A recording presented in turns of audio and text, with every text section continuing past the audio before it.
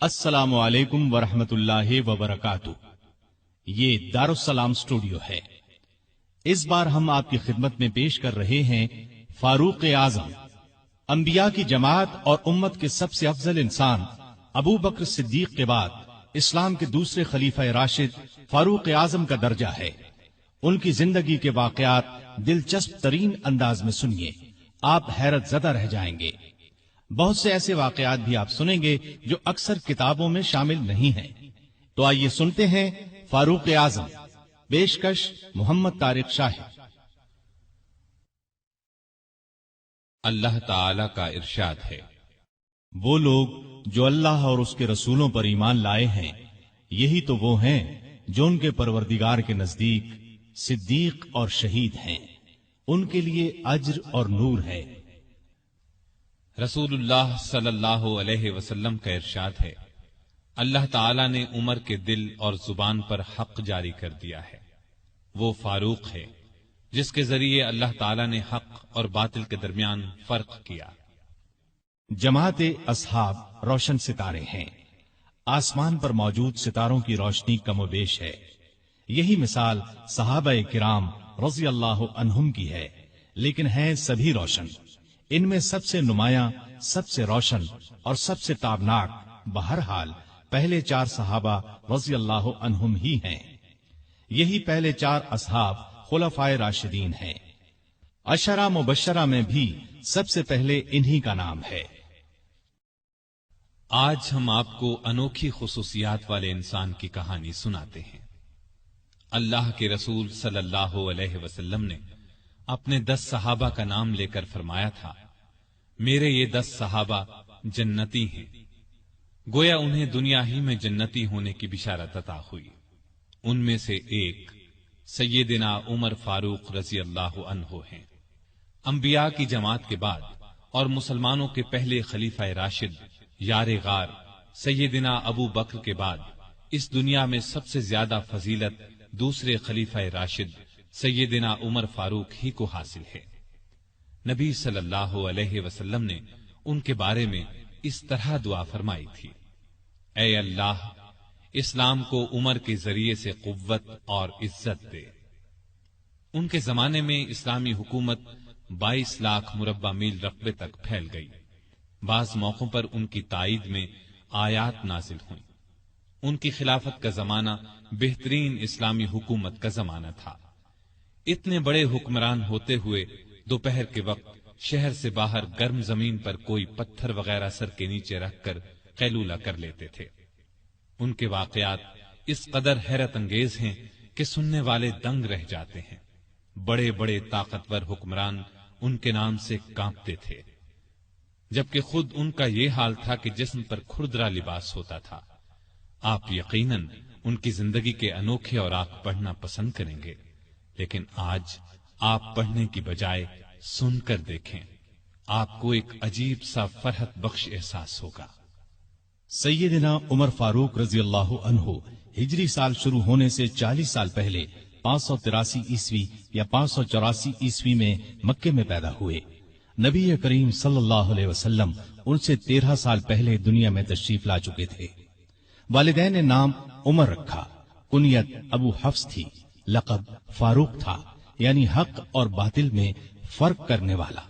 یہ لقب انہیں نبی کریم صلی اللہ علیہ وسلم نے عطا فرمایا۔ حضرت عمر کا سلسلہ نسب 8ویں پشت میں نبی کریم سے جا ملتا ہے۔ آپ نے دنیا میں آنکھ کھولی تو مکے میں قریش کی سرداری تھی۔ یہ قبیلہ اسماعیل علیہ السلام کی اولاد سے تھا۔ قریش کے آگے چل کر 10 کے قریب قبیلے بن گئے۔ ان میں نبی کریم بنو ہاشم سے تھے، ابو بکر بنو تیم سے اور عمر فاروق بنو عدی سے۔ 10 کے 10 قبیلوں کے سپرد الگ الگ کام تھے۔ مثلاً کوئی خانہ کعبہ کی دیکھ بھال کرتا تھا تو کوئی حاجیوں کو پانی پلاتا تھا، کوئی جھگڑوں کے فیصلے کرتا تھا۔ بنو عدی کے ذمے 2 کام تھے۔ قریش کو کوئی ایلچی بھیجنا ہوتا تو یہ بھیجتے تھے۔ دوسرا کام یہ تھا کہ 2 گروہوں میں جھگڑا ہو جاتا تو بنو عدی کا سردار فیصلہ کرتا تھا۔ بنو عدی کے گھر صفا اور مروہ پہاڑیوں کے درمیان میں تھے۔ عمر یہیں پیدا ہوئے اور پرورش پائی۔ ان کے والد خطاب بنو عدی کے سردار تھے۔ जिस जमाने में नबी करीम सल्लल्लाहु अलैहि वसल्लम ने नबूवत का ऐलान किया, खत्ताब फौत हो चुके थे। सैयदना उमर के बचपन के हालात किसी किताब में नहीं मिलते। इतना जिक्र मिलता है कि बड़े हुए तो बाप ने ऊंट चराने पर लगा दिया। ऊंट चराते हुए कभी थक कर बैठ जाते तो बाप मारा करता था। जवानी की उम्र को पहुंचने तक लिखना पढ़ना सीख लिया था। नबी करीम सल्लल्लाहु अलैहि वसल्लम ने जब ऐलान नबूवत किया तो कुरैश में कुल 17 आदमी लिखना पढ़ना जानते थे। इनमें उमर फारूक भी थे। इसके अलावा उन्होंने सिपाहगरी, तेगजनी और घुड़सवारी में कमाल हासिल किया। घुड़सवारी का हाल ये था कि उछलकर घोड़े पर बैठ जाते। कुश्ती का फन भी सीखा। ऊंचे कद के ताकतवर आदमी थे। चोटी के कई पहलवानों से मुकाबले जीते। शायर नहीं थे, अशार पसंद करते थे। तकरीर करने का ढंग भी आता था। मिजाज में गुस्सा और सख्ती थी। जवान होने पर तिजारत का पेशा इख्तियार किया। नबी करीम ने नबूवत का ऐलान किया तो उनकी उम्र 27 साल थी। उस वक्त कुरैश में बहुत ऊंची हैसियत के मालिक थे। मक्के के मुअज्जज लोगों में शुमार होता था। उनके भाई जैद बिन खत्ताब, बहन फातिमा बिनते खत्ताब और बहनोई सईद बिन जैद ने जल्द ही इस्लाम कबूल कर लिया। लेकिन उमर अपने बाप दादा के मजहब पर सख्ती से कायम रहे। डटकर इस्लाम की मुखालिफत की। मुसलमान हो जाने वालों को मारते पीटते थे। मारते पीटते 6 साल गुजर गए, लेकिन उमर किसी एक इंसान को भी इस्लाम से न फेर सके। इस दौरान में कुछ वाकयात ऐसे पेश आए जिनकी वजह से वो सख्त उलझन में पड़ गए। कभी इस्लाम की तरफ माइल होते, कभी मुसलमानों के खिलाफ नफरत महसूस करते। इसकी वजह यह थी कि रसूल करीम सल्लल्लाहु अलैहि वसल्लम के मुताल्लिक कुरैश के काफिरों ने मशहूर कर रखा था कि वो जादूगर हैं। उस जमाने में एक रोज उन्होंने रसूल पाक सल्लल्लाहु अलैहि वसल्लम को हरम शरीफ के अंदर नमाज पढ़ते देखा तो वो आपके पीछे खड़े हो गए। उस वक्त आप सल्लल्लाहु अलैहि वसल्लम कुरान पाक की सूरतुल हाका की बुलंद आवाज में तिलावत कर रहे थे। अल्लाह के कलाम ने उन पर बहुत असर किया। उन्हें यकीन हो गया कि आप न तो जादूगर हैं और न शायर हैं। दिल में इस्लाम के लिए नर्म गोशा पैदा हो गया, लेकिन बाप दादा का मजहब छोड़ने पर अब भी तैयार न हुए। कासिम बिन उस्मान की रिवायत में आया है कि एक दिन तबीयत ने जोश मारा। इरादा किया कि जिस हस्ती की वजह से वो उलझन में हैं, क्यों न उन्हें खत्म कर दें। चुनाचे नंगी तलवार हाथ में लेकर निकले। रास्ते में एक मुसलमान नुआइम बिन अब्दुल्लाह मिल गए। उन्होंने पूछा, खैर तो है, नंगी तलवार लिए कहां जा रहे हैं? बोले, मुहम्मद को कत्ल करने जा रहा हूं। नुआइम ने कहा कि पहले अपने घर की खबर तो लें। आपकी बहन और बहनोई मुसलमान हो चुके हैं। सैयदना उमर उल्टे पांव बहनोई के घर पहुंचे। उस वक्त उनके बहनोई सईद बिन जैद और फातिमा बिनते खत्ताब के घर में रसूलुल्लाह सल्लल्लाहु अलैहि वसल्लम के एक सहाबी खब्बाब बिन अरत भी मौजूद थे। खब्बाब बिन अरत उन्हें कुरान सिखा रहे थे। उमर ने दरवाजे पर दस्तक दी तो खब्बाब घर के एक हिस्से में छुप गए। फातिमा ने कुरान के औराक छुपा दिए, लेकिन उमर तिलावत की आवाज सुन चुके थे। अंदर पहुंचकर पूछा, क्या पढ़ रहे थे? मुझे मालूम हुआ है कि तुम मुसलमान हो चुके हो, अपने बाप दादा के मजहब से फिर गए हो। ये कहकर उन्होंने दोनों को मारना पीटना शुरू कर दिया। बहन के सर पर एक लकड़ी मारी, उनके सर से खून बह निकला। उस वक्त दोनों मियां बीवी के मुंह से निकला, हां ए उमर, हम मुसलमान हो चुके हैं, अल्लाह के रसूल पर ईमान ले आए हैं, तुमसे जो हो सके कर लो, इस्लाम तो अब हमारे दिलों से नहीं निकल सकता। उमर ने बहन का खून देखा और ये अल्फाज सुने तो गुस्सा ठंडा हो गया। बोले, अच्छा, जो तुम पढ़ रहे थे मुझे दिखाओ। बहन ने औराक उन्हें दे दिए। उन पर सूरह तौहा लिखी थी। उन्होंने उसको पढ़ा तो बेइख्तियार पुकार उठे, वाह, कितना उम्दा और आला दर्जे का कलाम है।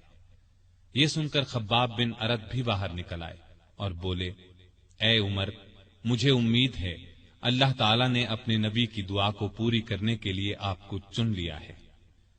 मैंने कल ही नबी सल्लल्लाहु अलैहि वसल्लम को ये दुआ करते सुना है, इलाही, अबू जहल या उमर बिन खत्ताब के जरिए से इस्लाम को कुव्वत अता कर।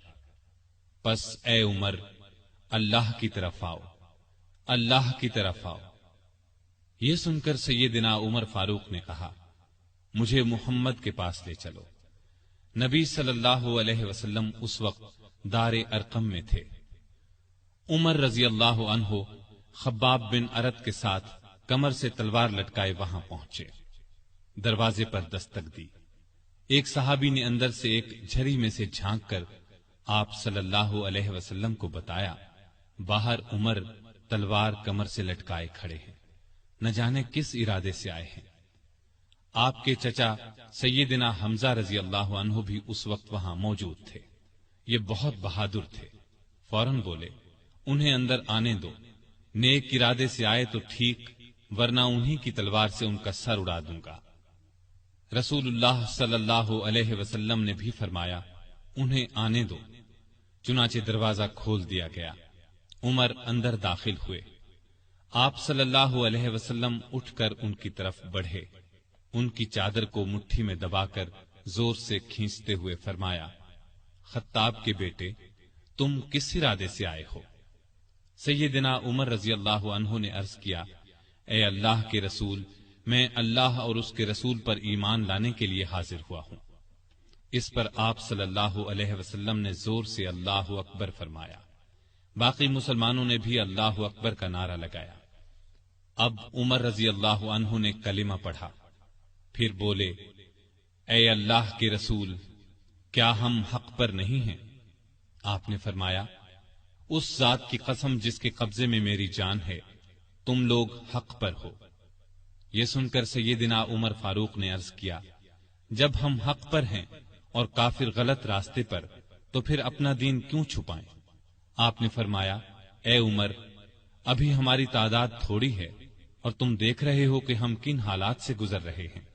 سیدنا عمر نے یہ سن کر فرمایا، اس ذات کی قسم جس نے آپ کو نبی بنا کر بھیجا ہے، میں اسلام لانے سے پہلے جن لوگوں میں اٹھتا بیٹھتا تھا، اب مسلمان ہو کر ان کے سامنے جاؤں گا۔ اس پر تمام مسلمان دار ارقم سے 2 صفیں بنا کر نکلے اور کعبے کی طرف روانہ ہوئے۔ ایک صف میں عمر تھے، دوسری میں حمزہ۔ سب نے مسجد حرام میں نماز ادا کی۔ قریش نے یہ دیکھا تو طیش میں آ گئے۔ اس وقت تو کچھ نہ کہا، جب عمر تنہا نظر آئے تو ان پر حملہ کر دیا۔ انہوں نے بھی ڈٹ کر مقابلہ کیا۔ آخر کافر انہیں چھوڑ کر چلے گئے۔ یہ واقعہ نبوت کے 6 سال پیش آیا۔ ایمان لانے کے بعد 6 سال تک مکے میں رہے، پھر دوسرے مسلمانوں کے ساتھ مدینہ کی طرف ہجرت کی۔ ایسے میں کفار کو مخاطب ہو کر فرمایا، میں آج مکے سے جا رہا ہوں، کسی میں ہمت ہے تو مجھے روک کر دکھائے۔ کوئی آگے نہ آیا۔ اس طرح آپ قباء پہنچے۔ پھر نبی کریم صلی اللہ علیہ وسلم اور ابو بکر ہجرت کر کے وہاں تشریف لائے۔ مسجد قباء کی تعمیر کے بعد سب نے مدینے کا رخ کیا۔ ہجرت کے وقت سیدنا عمر فاروق کی عمر 40 سال کے قریب تھی۔ اس کے بعد وہ 23 برس اس دنیا میں رہے۔ یہ سارا زمانہ مدینے میں گزارا، مسجد نبوی کی تعمیر میں حصہ لیا۔ آپ صلی اللہ علیہ وسلم نے مہاجرین اور انصار میں بھائی چارہ کرایا تو اتبان بن مالک کو ان کا بھائی بنایا۔ انہوں نے اپنا نصف مکان انہیں دے دیا۔ عبداللہ بن زید نے خواب میں اذان کے الفاظ سنے۔ انہوں نے یہ الفاظ نبی کریم صلی اللہ علیہ وسلم کو سنائے تو آپ صلی اللہ علیہ وسلم نے سیدنا بلال کو حکم دیا، اذان کہیں۔ جو ہی انہوں نے اذان شروع کی، سیدنا عمر فاروق اپنی چادر گھسیٹتے ہوئے آئے اور بولے، اے اللہ کے رسول صلی اللہ علیہ وسلم، اس ذات کی قسم جس نے آپ کو نبی بنا کر بھیجا ہے، میں نے بھی بالکل یہی الفاظ خواب میں سنے ہیں۔ یہ سن کر آپ بہت خوش ہوئے۔ آج تک اذان انہی الفاظ میں دی جا رہی ہے اور قیامت تک دی جاتی رہے گی۔ ہجرت کے دوسرے سال بدر کی لڑائی پیش آئی۔ سیدنا عمر فاروق بھی اس غزوے میں شریک ہوئے۔ اس غزوے میں انہوں نے ایک نامی بہادر آس بن ہشام کو قتل کیا۔ یہ رشتے میں ان کا ماموں تھا۔ اگلے سال احد کی لڑائی ہوئی۔ سیدنا عمر اس لڑائی میں بھی شریک ہوئے۔ بدر کی لڑائی میں عمر فاروق کی بیٹی سیدہ حفصہ بیوہ ہو گئی تھی۔ نبی کریم صلی اللہ علیہ وسلم کی خواہش پر سیدنا عمر نے ان کا نکاح آپ سے کر دیا۔ اس طرح وہ رسول کریم صلی اللہ علیہ وسلم کے سسر بنے۔ ان کی بیٹی کو مومنوں کی ماں کا درجہ حاصل ہوا۔ ہجرت کے 5ویں سال شوال میں خندق کی لڑائی پیش آئی۔ سیدنا عمر نے بھی خندق کھودی۔ خندق کے ایک حصے کی حفاظت سیدنا عمر کے سپرد کی گئی۔ بعد میں اس جگہ ان کے نام سے مسجد تعمیر کی گئی جو آج بھی موجود ہے۔ ہجرت کے چھٹے سال نبی کریم صلی اللہ علیہ وسلم نے کعبے کی زیارت کا ارادہ فرمایا۔ آپ 1400 صحابہ کے ساتھ روانہ ہوئے، ان میں سیدنا عمر بھی تھے۔ حدیبیہ کے مقام پر کافروں سے جو معاہدہ ہوا تو کچھ دوسرے صحابہ کے ساتھ وہ سیدنا عمر پر بھی گراں گزرا۔ وہ رسول اللہ صلی اللہ علیہ وسلم کی خدمت میں حاضر ہوئے اور عرض کی، کیا آپ اللہ کے سچے نبی نہیں ہیں؟ آپ نے فرمایا، یقیناً میں اللہ کا سچا نبی ہوں۔ کہا، کیا ہم حق پر اور ہمارا دشمن باطل پر نہیں ہے؟ آپ نے فرمایا، ہم حق پر اور ہمارا دشمن باطل پر ہے۔ کہا، اے اللہ کے رسول، جب ہم حق پر اور ہمارا دشمن باطل پر ہے تو پھر دب کر کیوں صلح کریں؟ آپ نے فرمایا، میں اللہ کا رسول ہوں، اللہ کے حکم کے خلاف نہیں کرتا، وہی میرا مددگار ہے۔ سیدنا عمر پھر ابو بکر صدیق کے پاس گئے اور ان سے بھی یہی کہا تو انہوں نے فرمایا، اے جوان، بلا شبہ نبی کریم صلی اللہ علیہ وسلم اللہ کے رسول ہیں، وہ اپنے رب کی نافرمانی نہیں کر سکتے اور وہی ان کا ناصر و مددگار ہے۔ بس ان کی رکاب کو تھامے رہو، یعنی ہر معاملے میں ان کی فرما برداری کرو۔ نبی کریم صلی اللہ علیہ وسلم نے فرمایا، میں اللہ کا رسول ہوں، اللہ کے حکم کے خلاف نہیں کرتا، وہی میرا مددگار ہے۔ تب جا کر سیدنا عمر کو اطمینان ہوا۔